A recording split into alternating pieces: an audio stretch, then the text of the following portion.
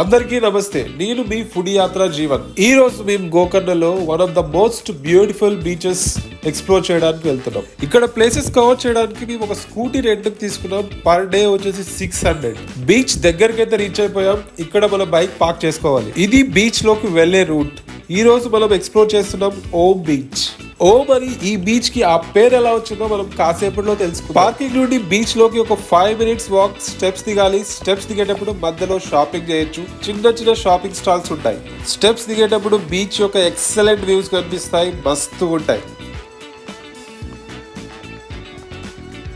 Beach లోకి enter అయిపోయాం. ఈ బీచ్ లో మనకు ఒక 4 or 5 బీచ్ షాప్స్ ఉంటాయి. అందులో నమస్తే కెఫే అనేది ఒక బెస్ట్ కెఫే అని చెప్పొచ్చు. ఇక్కడ మేము డిఫరెంట్ టైప్స్ ఆఫ్ బర్డ్స్ ని చూసాం. మేము ఈ బర్డ్ ని కెమెరాలో క్యాప్చర్ చేసాం. ఈ పక్షి పేరు మీకు తెలిస్తే కామెంట్స్ లో చెప్పండి. ఓం బీచ్ ఫారినర్స్ కి ఫేమస్. మేము డిఫరెంట్ కంట్రీస్ నుండి వచ్చిన ఫారినర్స్ ని చూసాం. Like Russian, European, African. ఇక్కడ వీళ్ళంతా ఆడుతూ పాడుతూ చిల్ అవుతున్నారు. సరదాగా మేము బీచ్ మొత్తం వాక్ చేస్తూ ఎక్స్ప్లోర్ చేసాం. ఒక 2 hours లో మీరు బీచ్ మొత్తం కవర్ చేయొచ్చు. ఈ బీచ్ లో black sand, white sand, rocks and గువ్వలు కూడా ఉంటాయి. నాకు కొన్ని మంచి గువ్వలు కలెక్ట్ చేసుకోవడం హాబీ.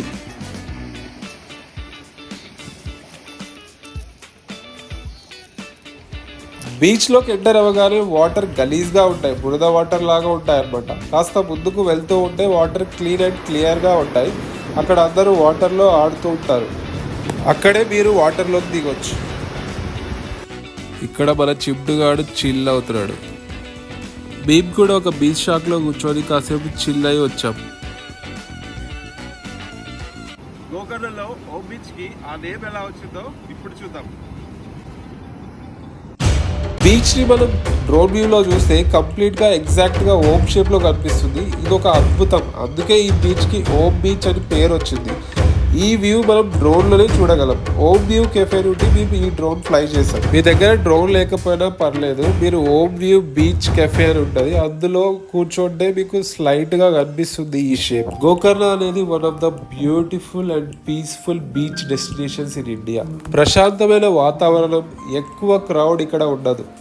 ఫారినర్స్ చాలా మంది గోవా తర్వాత గోకర్ణకు వస్తున్నారు. మేమైతే శివరాత్రి టైంలో వెళ్ళాం. చాలా అంటే చాలా మంది ఉన్నారు. Most of the foreigners lord Shiva భక్తులు ఉంటారు. అందుకేనేమో అని నాకు అనిపించింది. గోకర్ణ స్పెషాలిటీ ఏంటంటే ఇక్కడ ఆత్మలింగం ఉంటుంది. శివుడు మహాబలీశ్వరుడుగా పూజింపబడతాడు. గోకర్ణం హిస్టరీ గురించి మనం కంప్లీట్గా నెక్స్ట్ వీడియోలో తెలుసుకుందాం.